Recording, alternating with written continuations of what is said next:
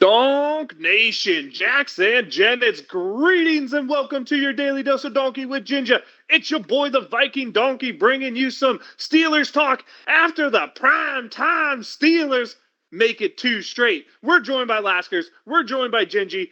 Guys, how's it going? Give me your take on the game, and 2-1 top of the division just feels right. What up, Gingy in the house? Hey, yeah, donkey, let's go. 2-1. Gotta feel good after a dub. Ups and downs, ups and downs. Pretty much spot on, like Gingy was saying last week, though. Not gonna lie. What do you think, Laskers? I mean, I feel good after a W, but it was a rough W to get because it was looking touch and go there for a minute because we made some dumb plays in the fourth quarter that were, really questionable. Conservative coaching is always going to be the demise of Donkey's heart rate and his blood pressure. Just saying, being conservative drives me nuts. Getting the ball 45 seconds left, a couple timeouts, and just taking knees or just running the clock out. Silly, silly, silly. Playing prevent when you're only up 2 scores. Silly, silly, silly. But Gingy, there was one moment of, my God, glorious, aggressive football. We threw the ball on a 3rd and 2 in the fourth quarter, and it worked. Oh, is there hope, Gingy? Is there hope? There's hope. There's hope to be seen there. The game really lended itself to that, though. You know what I'm saying? It wasn't super effective, but the ground game was there. There were some carries. Played with a lead most of the time. Very satisfying. Saw a couple big throws. Pickens is going to get his, but I said last week, if I didn't see a pass over 8 yards, I was going to be very disappointed. But the bomb to Calvin Austin over the middle, that might be your guy who can blow off the top, donkey. Gingy, I'm going to get more into that on Cash or Trash because there's some fun stats that are associated with the Steelers right now. Laskers, we waited a while. Kenny Pickett has had games where he scored a couple touchdowns with his legs, but never throwing the ball. A multi-touchdown game out of Kenny Pickett. The offense scoring 20 points on its own. Oh, maybe baby steps. Baby steps. Definitely baby steps. We're getting closer. Maybe Kenny's finally feeling a little comfortable in the offense, and hopefully that's the case so we can continue this. Or perhaps, Laskers, and we'll go to Ginny on this one too, or perhaps maybe it was, let's not act like the Browns and the Niners don't have a good defense. Maybe playing a team who their defense is literally just Max Crosby is a very helpful thing. Oh, definitely. I agree with that, donkey, but it also, I even hate to say this, it lends itself to also about how mean that Browns defense was that we played the week before. Mm-hmm.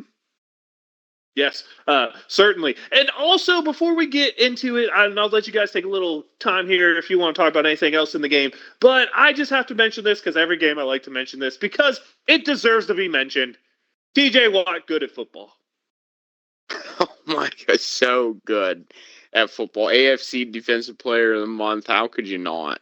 Seriously. He's only on pace for like 35 sacks or something like that. That's all. Hopefully he stays healthy. That's the biggest thing. Laskers, you better go find the biggest piece of wood in your house and bang it with your knuckles. Because no jinx here. We ain't saying nothing like that. There ain't nothing like that. So, any NFL talk or any more Steelers talk you guys want to get into before we go to the nickels and dimes, cash and trash? We might be able to get into some of that stuff. We might be able to get into some of that stuff during that, donkey. So let's just hit it. All right, let's go. Let's see. You know what? The offense had a good day. Let's start there. That just seems to be the way anyway that we want to talk about. And we'll go to Laskers with this first one since I already mentioned it. The first multi-touchdown game for Kenny Pickett seemed to be getting a little more comfortable in that offense. Didn't have the huge explosion like I talked to you about last week, Gingy, but it was going that way. Laskers, the cash or trash statement to you is the multi-touchdown game for Kenny Pickett is just the start of the uptrend for this season? I'm gonna go with Cash on that one. I really hope he can, get more than 2 touchdowns in a game. I think he can. It's just gonna be finding those open wide receivers. That's a good point. Gingy, I wanted to save this one for you. Calvin Austin III catches a 72-yard touchdown.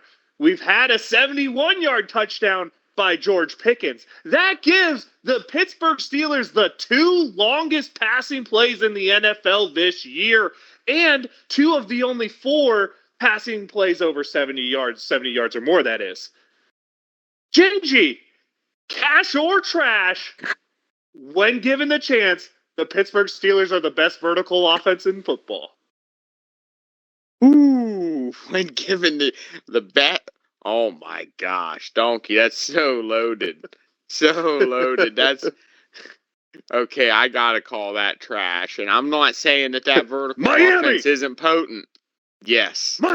When you watch a team drop 70 on another professional unit, I don't know if you'd be talking about the best. So I'm going to have to go with trash for that particular statement. But let me tell you what, Donkey. I'm feeling pretty good about that rainbow that Kenny Pickett shot up there to get that ball down the field. I haven't seen one of those in a minute. I was complaining last week about the 8 yards per pass or whatever, doing nothing downfield. We have a guy. We have a speedster. We have a speedster, Donkey. Fair. Laskers, we're going to have a bonus one for you here since we talked about the 70 game from Miami. Cash or trash, the Denver Broncos are the worst at trades in NFL history. I mean, they trade for Russell Wilson, and then they trade for Sean Payton, and my goodness, Laskers, is it fun in Denver? So I guess the answer would be trash because they are the worst. Is that the right answer for that question? No, that'd be cash that they are the worst at it. Yeah, they're definitely the worst. They definitely don't know what the hell they're doing. And I feel bad for any Broncos fan out there. You've got a bad GM.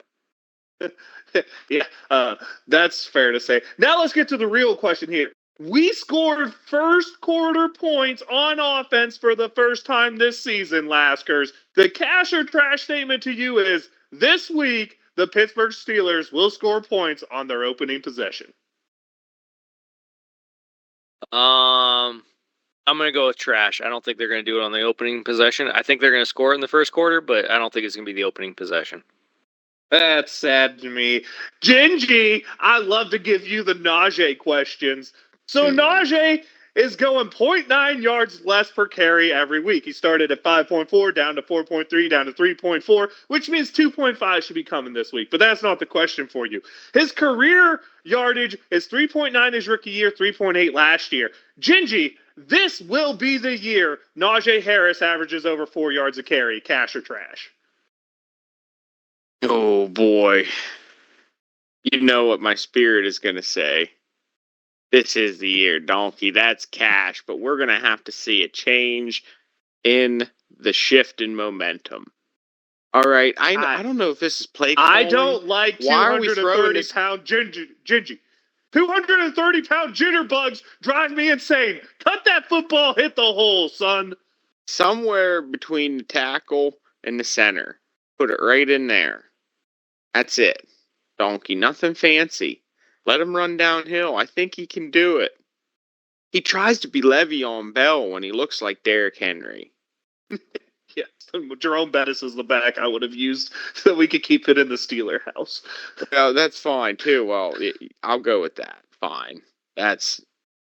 Ooh, I don't know if I like that. Donkey, go ahead with it.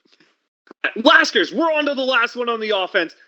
So James Daniels going to be out this week. The offensive line play has been sketchy to begin with. We have Big Bro Herbig, I believe that's Nate, going to be starting at right guard. But that's not the question. The play of both Chuck Okorafor and Dan Moore Jr. has been absolutely atrocious this year. So Laskers, I'm going to say this. Unless the Steelers make a change at tackle, do they have a chance at the playoffs? So the way we'll phrase it for cash or trash is, if the Steelers stay pat at tackle, they will miss the playoffs. Cash or trash? Cash. I just don't see how they can survive down the run with how bad the offensive line and the tackles have been. Fair enough. Gingy, let's go to you for your dime on offense from this week. Dime on offense from this week. You know where I'm going, Donkey. That's where we're looking at that big pass. I want to see more of that. That guy blew the top off that defense. They didn't even see it coming. He had a distance between them of at least 3 yards, and we had a quarterback who can put the ball right on the numbers there. I liked it. All right, give me more of that. Pretty. It was pretty. Laskers, your dime for offense. My dime for offense was Jaylen Warren. He just put up this week. I mean, that's what we need out of our RB2. And, he even put up on the receiving side. My dime for the week is a part of Jaylen Warren games Laskers left out of there. Pass protection, a curling Max Crosby coming down the pipe at Kenny Pickett, and little Jaylen Warren just rocking his socks. My God, Gingy, if that wasn't Steeler football. All right, I'll talk to myself here. That's fine. Don't worry about it. It's time to move on to the defensive side of the ball here. I guess we ended with Lasker, so it's only fair we start the defensive side with Gingy. Are you here? Rocking on. Let's go. All right. Right now, Gingy, currently at right outside linebacker or a back of linebacker, you have Marcus Golden having 2 sacks to Alex Highsmith's 1. So my cash or trash statement to you is Marcus Golden is going to end the year with more sacks than Alex Highsmith. Cash or trash? Oh, boy, I'm going to have to say trash on that. I think there's going to be lots of downhill sledding for Alex Highsmith continuing here in the future. With the tape that TJ's putting up, Donkey, you're going to have to do something drastic on that side to really slow him down. If he's a running back. If he's not touching your quarterback he's disrupting the play every single time, whether it's pressure, whether it's the hit, whether it's the turnover, and that's only going to lead to Highsmith getting more opportunities as this year progresses. That's good. Laskers, I want to come to you, and I want to stay on the Alex Highsmith talk here. Dude's been a playmaker. Dude makes plays. But let's be honest here. This dude is the most feast or famine linebacker I think I have ever seen. I believe at this point he's played 41 games where he's played over 50% of the snaps. 9 of those he's had 1 sack or less, or half sack or 1 sack in 9 games. 7 of those games he's had 1.5 sacks or more. But 25 of those games he's been shut out of the sack column. If you're curious, for TJ Watt's first 43 games, it was 20 shutout, 19 single sacks, and 4 multi-sacks. Alex Highsmith seems to be this feast or famine pass rusher that, let's be honest, there's games where he owns it and there's games where he just doesn't appear. The question for you is, the addition of Marcus Golden and Nick Herbig is going to make up for last year where Highsmith disappeared, and the Steelers are going to be better this year because the outside linebacker depth is improved. Cash or trash? I think that's cash. I mean, I think that is a huge addition, and I think it's actually going to help Highsmith, but he still needs to figure some stuff out on his own to be able to get to the quarterback to sack him. Fair enough. Gingy! All right. Is it possible to have the best worst game ever? Is it possible to be the whole reason the other team is in the game, and yet a big part of the reason why your team won? I believe the Steelers starting cornerback duo of, Peterson, or wait, not Peterson. Who the heck am I thinking of out there? I don't know why I'm losing names here. Levi Wallace. I was right, Patrick Peterson, all right? Okay, not losing my mind. Patrick Peterson. The starting combo of the Steelers at cornerback, cash or trash, these two are going to win you more games than they lose you.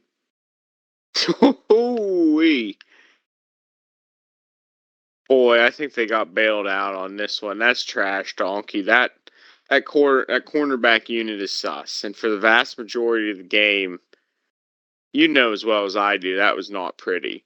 However, but Gingy, splash plays, Gingy. However, Donkey, they know they know how to close the job. Okay, they know how to finish the job when the opportunity is presented. Levi Wallace missing the punt in the end zone, right? We're going to forget about that one. Like I said, Donkey, not real pretty up until that point. Going to reiterate that point. That's why that is a trash statement. I think they're going to end up maybe costing us 1 or 2. But listen, that's a lot of naysaying after a dub, right? They were there when we needed them, and we closed it out. Like I said, they had the best worst game I ever saw. Laskers, I'm going to go to you. Me and Gingy talked about him a little bit last week, but Cole Holcomb seems to be the guy who's taken over ownership in the middle of the Steelers' front seven, I guess is what you want to call it. I wouldn't be surprised if he becomes the dot holder for a while. He's playing good football. We also saw another newcomer in Keanu Benton get out there and get his first career sack. Good job on the rookie. And another newcomer, Joey Porter Jr., be looking pretty shut down when he's out there, although he is a bit handsy and could probably get called for a penalty here or there that he hasn't so far. But the real question for you, Laskers, is cash or trash? The increased playing time of Keanu Benton and Cole Holcomb is going to lead to the Steelers' rush defense being vastly improved and an asset to the team. Oh, that's cash. I think it definitely will. I mean, we need to be able to pressure the other team's running backs because we haven't been able to do it for so long.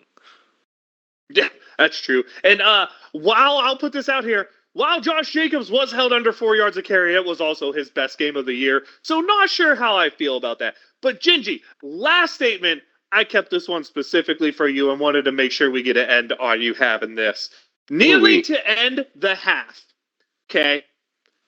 Going ahead and punting the ball from no man's land 6 times in a game last week or 2 weeks ago. And the unequivocal ability to play prevent defense to start the fourth quarter when you're only up 2 scores. Conservative coaching, Gingy, will cost the Steelers more than 1 game this season. Cash or trash? That's cash. That's cash, Donkey. You know, slow and steady wins the race, but not in the NFL. Not typically, Donkey. You gotta close them out. I mean, look at that fourth quarter. We dominated that game throughout. Really had Jimmy G on the ropes, getting disrupted all the time, throwing bad balls up in the air. We gotta close them out a little bit better than that. Specifically, I don't know what in your opinion, given that that's a cash statement, which of those 3 things that you mentioned would you find most egregious? The prevent, the kneel. The Steelers are based on their defense. Their defense is playing an absolute shutdown game, and you switch the way you're playing. So that's the dumbest thing you could possibly do in the world. Prevent defense if you're up 3 scores, it makes sense. When you're up less than 3 scores, it never makes sense to be in prevent. If they score when they're up 3 scores, the next possession they get it at 2, you better be out of prevent. You cannot play prevent where you're going to give them a touchdown, which means if your offense doesn't put up more points, they're going to have a chance to at least tie the game. That stuff doesn't work in the modern day NFL with these offensive-minded coaches who put up 70 points without blinking an eye. You're not wrong, Donkey. I think that's the take right there. I mean, your statement is cash, and if we continue, if you do that versus a real good offense, a good team. I mean, any offense, those guys are professional out there, but a real good offense, that'll get you hurt. It certainly will. Laskers, let's start with your dime on defense for the week. Oh, my dime on defense is definitely TJ. I mean, he showed up and shut him out. Are we allowed to just start calling TJ Taco Boy because of his taco commercial, Gingy? I don't know if I'd call him that right directly to his face or not, but probably wouldn't be a good choice. You're welcome to. They call him it on the TV commercial. It's like under his name and everything, like it's his little montage name. And Gingy, your dime on defense. Dime on defense, clearly the best person out there on the unit is TJ Watt. All right, but my dime on defense, Keanu Benton. getting in there, and when he's getting an opportunity, making it happen. Had a good show during the preseason, now putting it together during the regular season. Donkey, we start to see him more on the field. Yay, nay? I certainly hope so. First off, you guys know how much I wanted him to start the second round. So getting him where we did, I love it. I love the play he's done so far. And no offense here, Montrevious Adam, you have a good first step. But after that, you get put on roller skates. That dude needs to be starting, plain and simple. Tomlin, play the better player. My dime, by the way, was also Keanu Benton's first sack. I love to see it. That means, unless you guys got a closing statement here, which I guess I will, Presley Harvin, yo, dude, way to become a plus. That a boy, big press. Any closing statements before we get on to Houston from you two? Nope, I'm good with that. We got a good array of questions in there during Cash or Trash. Very successful. Also, Boswell nailed a 50-yard field goal, I think. So little love for him too. All right, so we get to Pittsburgh on the road to the Houston Texans. Steelers versus Houston, all-time 5-2. Steelers lead the series at home. They're 3-1. This one's on the road. We're 2-1. Let's even those records up this week. The biggest win was by Pittsburgh in 2017, 34-6. That's a 28-point victory. The biggest win by Houston was our first ever meeting in 2002. They beat us 24-6. Or it's 34-6 on the Steelers one. I don't know what I said. The longest streak is Pittsburgh. It's currently at 3. And Houston had a one-game win streak twice if you want to go 0-2 or 11. I mean, is it a win streak if you only win one game, Laskers? That's definitely not a win streak. All right, so they don't even get on the streak. The current streak is Pittsburgh at 3. The last meeting was September 27th of 2020. Hey, my wife's COVID birthday. Let's go. And the Steelers won that 28-21. This week, maybe the most interesting thing is the amount of starters that are going to miss the football game on both sides out there. I mean, you're talking Daniels is out and Harvin, the punter, is out for the Steelers. You go to the Texans side of the football, they're missing starting left tackle Laramie Tunsil. They're missing whoever the hell his backup is. I don't remember his name. They're missing middle linebacker, one of the best players, Rashad Perryman.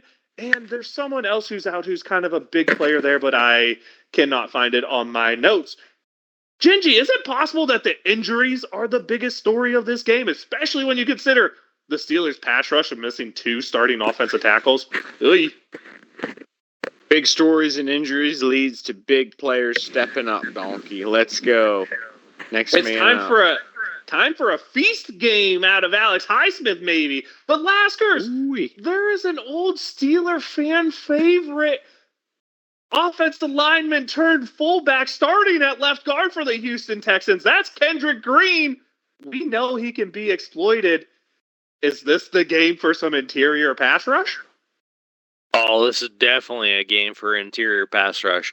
I mean, this is going to be funny to see what happens.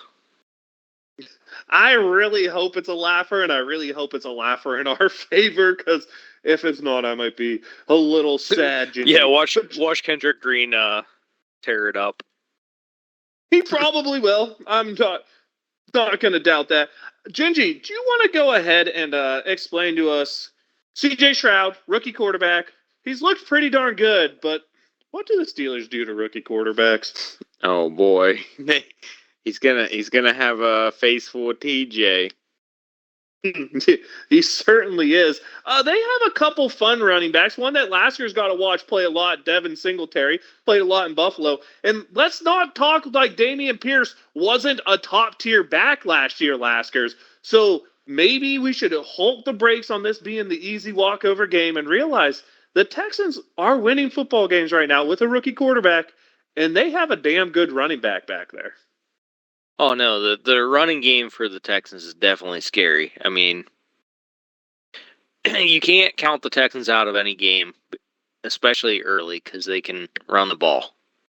They got a pretty fast receiving core out there, Gingy. I mean, Nico Collins, John Mechie can run past anybody. Xavier Hutchinson's pretty class. But, Gingy, he hasn't done a whole lot this year. But Hank Dell, bro, that's like an all-time great wide receiver name, right?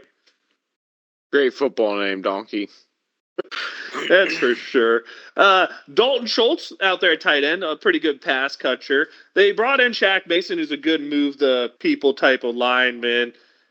But the injuries here. It sounds like there might be a practice squatter getting called up to start the game at left tackle. My oh my! I can't wait to see that. Pass rush makes the secondary look good, Gingy. Is this the game where Minka puts himself all over the takeaway category? I sure hope so. With the right personnel on the field, we'll get him into playing the position that he's most comfortable with, being that ball hawk and safety. Like to see him really, that once that pressure is applied on that quarterback, especially a young quarterback, like you mentioned before, they start making decisions where Minka can take advantage. I'd like to see that happen. Me too. Laskers, how are you feeling the defense is going to fare this week against the Texans? I'm feeling that we're actually going to fare pretty well. I don't see any reason why we should really be that concerned on defense. Fair enough. Gingy, any concerns for you? Yeah, really that CJ Stroud, yes, looking poised in the pocket, can throw the deep ball, can also use his legs, need to contain him. That's fair to say. Let's switch over from the Steelers get on offense. I mean, we saw last week the offense start to get things going. We saw Kenny Pickett move the ball down the field. Do you think the Steelers this week are going to have the time to incorporate more vertical into the game? And Gingy, do you expect, if they are given the time, more verticals, or do you expect more of the same slosh it, bosh it, 8 yards and pray? Well, I think it's really gonna depend on how the early game starts, right? And if it starts the way we want it to, with points on the board, then we might be able to see some play action get established, some of them bigger, wide open shots. You know what I mean? And that's what we went last week. We talk about Najee only averaging 3.4, but what I referred to, I think, last week was just him getting the amount of carries to be able to at least establish a presence there. That's what really blows open the top. And that's what I'm really looking forward to. So if we can do that and get off to a quick start, I think we have a good opportunity at maybe having some big plays deep. And when you look at the Texans' defensive line, there's not a whole lot there that's impressive to you. I mean, Sheldon Rankins is a pretty good interior guy. Jerry Hughes is the type of guy who is a good secondary pass rusher type. Will Anderson is the young gun stud out there, defensive lineman, really early draft pick, type of explosive guy. They also have, with Perryman out, there's not a whole lot that you see out there at the linebackers. I mean, Harris Littleton can play a little, but they have a guy named Blake Cashman playing out there. Another great name. I mean, leave it to the Texans. They're playing good football right now, but they got some great names in there in the front sevens both ways. Laskers, I was going to say it. This is the game that Najee Harris makes you remember he was a first-round draft pick. Is that how you're feeling?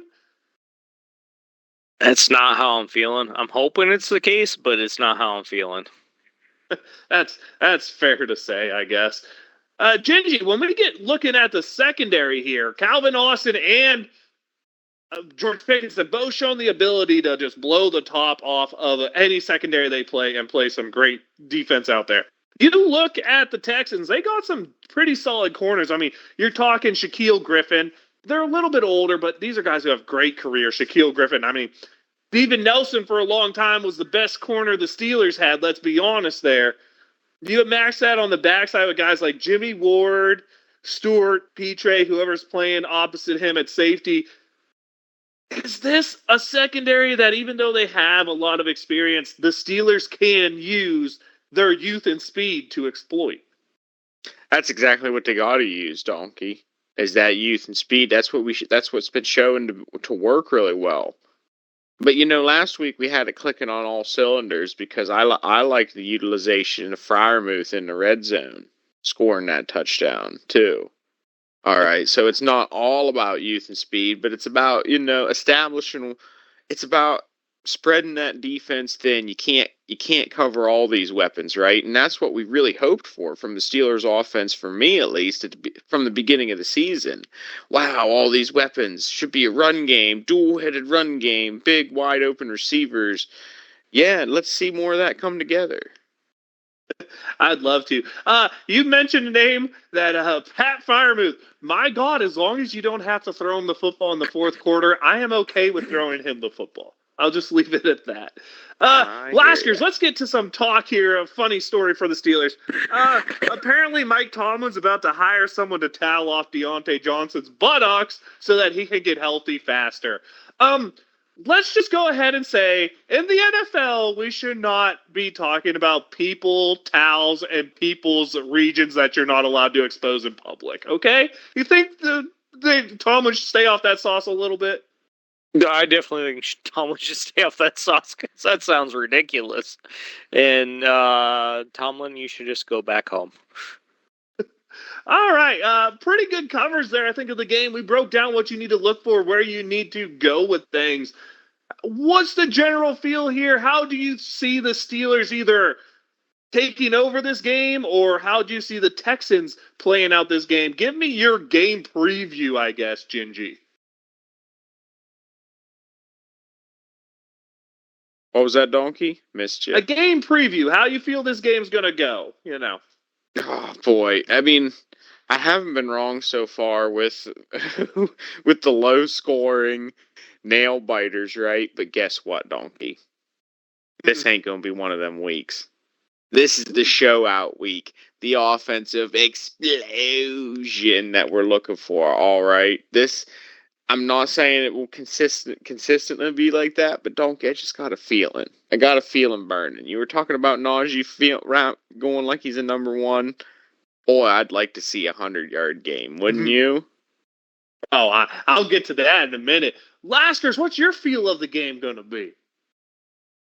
I feel like this is actually going to be a closer game than any of us want, but I do think it's still going to wind up Steelers.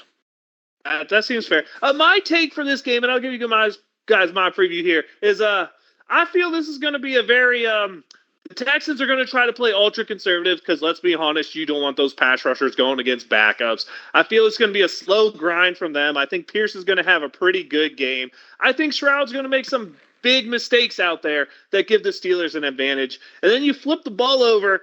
I think the Steelers fall back into that shell of being an ultra conservative wannabe power football team. And against a team like the Texans, I feel they get to be successful. I feel you're going to see a little more physical presence out there with Nate Herbig starting in place of Daniels. Daniels is more of one of those new era, pretty strong but finesse type of guards that you're able to pull and run behind, where Herbig's more of a, I'm just going to hit you in the teeth as hard as I can because I'm bigger than you guy. I think you see the comeback to power football.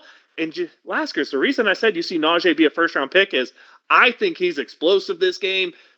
I think he has the day that everyone got him drafted to have. But before we get into picks at all, do you guys have any closing thoughts before we go to picking some AFC football games? Let's I hear do them, not. Donkey. I'm picking them. All right. Let's start here. First off, records for the picks right now. Both Laskers and Gingy are 5-4. That would make them 2-1 in picking Steelers games. Donkey takes the lead at 6-3 and 2-1 in picking Steelers games. This week, we get to start with, well, the game that a lot of people think might end up deciding this division because they love these two teams. Baltimore's going to Cleveland. Who do you guys got? Let's start with you, Gingy. Oh boy, I think it's going to be a pretty evenly matched game. Give me Baltimore. All right, Laskers, who you got? I'm going against Gingy. Give me the Browns. I am going with Gingy here. I think the Ravens win this one. I don't know if you guys watched the way they lost in overtime last week, but They're going to be mad as hell. blatant pass interference is not getting called kind of roused some people up. It's the same thing I said why Cleveland was going to win last week, because after you lose your star player or something shafts you, you play just a little harder the next week. Can't explain it, but I just think it's going to be Baltimore playing a little harder. And let's be honest, AFC North football, at least between these three teams, being the Browns, the Steelers, and the Ravens recently, has been what team wants it a little more? But we got Tennessee after the slacking they were handed at the Cleveland Browns going to Cincinnati. Laskers, who you like? Give me the Bongles. Mm. I still don't feel Lasker good still about Joe Burrow, but I'm still gonna ride the Bongles train for a little bit. Laskers is on the Ohio Express today, Gingy. How about you? Yeah, unfortunately, I think I am too. I picked against the Bungles last week. They showed that they could rally and grit out a win. I think they're going to do the same thing this week. Here's my chance to make up a game or give you guys the chance to get right back in it. I like the Titans, and I like them for the same reason that I spoke about earlier. They just got absolutely manhandled. Derrick Henry is ready to explode, and being physical is the way you beat the Bengals. I like the Titans here. I don't know why, but I really do. That brings us to the money game. This is the Steelers going to the Texans. Not a whole lot of history here, but a lot of history that's been dominated by the black and gold. Is this about to be 4 straight for the Steelers, Gingy? I sure would like it to be. Like I said, I'm really looking forward to an offensive explosion. I'd like to see this be the first week that all starts to click together a little more. 34-23 Steelers. Woohoo! Yeah, that would be a lot for Matt Canada right there. Laskers, how are you feeling? Wait, hold on, Gingy. X Factor. Oh, X Factor going to be Najee Harris. That's a good pick. Laskers, how are you feeling? I'm going to go with the Steelers on this one. 24-21, X Factor TJ Watt. 3 sacks. That's what I'm going with. Oh, boy. That is a good spot for TJ to be. Yeah. Laskers, I like your score for the Steelers. I think in a grinded out football game, 24 is a good spot for Pittsburgh to be. I think Shroud makes a couple bad interceptions on the plus side of the football field, and the Steelers take it 24-10 in a game that is a little closer than what the score would indicate. And Gingy, I really like your pick for X Factor. I've been talking about him this whole day because I think this is the day he explodes and has that game where you're like, yeah, that's why he's the number 1 back. And all the Najee lovers are going to be drinking their beers and lighting up the message boards about how everyone who likes Jaylen Warren is dumb and needs to sit the F down. What? Gingy, hit me with the Tomlin quote again. They need to be, fat, sassy, spoiled. There we go. Fat, sassy, and spoiled. That's what they're going to be this week. Oh boy, oh boy, oh boy, is it that fun time. I got to let you know, I am the Viking Donkey. That's Viking_Donkey. Oh, wait. No. I messed up. No. Repeat. Donkey. Shout out, Gingy. Give me a shout out. Because I'm going to hit you with a shout out with a guy who didn't get enough love on the show. Chris Boswell from 57. Holy smokes. I seen him lining up on the logo out there to strike that one. And I'll tell you what, it would have made it from 65, Donkey. It was a strike. Shout out, Boswell. Did you see that kid from Missouri hit that 67-yarder to win the game or however far that was? That stuff was nuts. Totally, Laskers, Donkey. Shout out. I'm going baseball. You got to give a shout out to Ronald Acuna Jr. First person to do a 40 and 70 stolen base season. I mean, that's impressive. I mean, yeah, the baseball rules have changed, so the stolen base thing went up, but I mean, that's still impressive. 70 stolen bases for a year. My shout out is a 2-parter. One, shout out to the Miami Dolphins. My God, you could have set the NFL record because you were ranking it in and you decided to take a knee instead. I respect that. But still, the 70 points. My God, Sean Payton, you should have stayed in the coaching or in the press box along with your buddy. Oh my gosh, I can't think of his name right now. Gruden, coaches who retire should not come back to the NFL. It does not seem to work well. Shout out number 2. You know I love first and you know I love records. A first career sack for Keanu Benton. Way to go, big man. And now, this time it's for real. I'm letting you know I am the Viking Donkey. That's Viking_Donkey on Twitch, a.k.a. the X, and everywhere else. You can go ahead and find us at the YouTube channel of Your Daily Dose of Donkey with Ginger. Leave us a comment, follow, let us know what you like about the show. Let us know if you like the new segments, if there's any other segments you want added in. And, of course, come to catch all the fun content that'll be coming out shortly. Laskers, let them know. I'm the Laskers everywhere. If you can't find me, well then, too bad. To Gingy.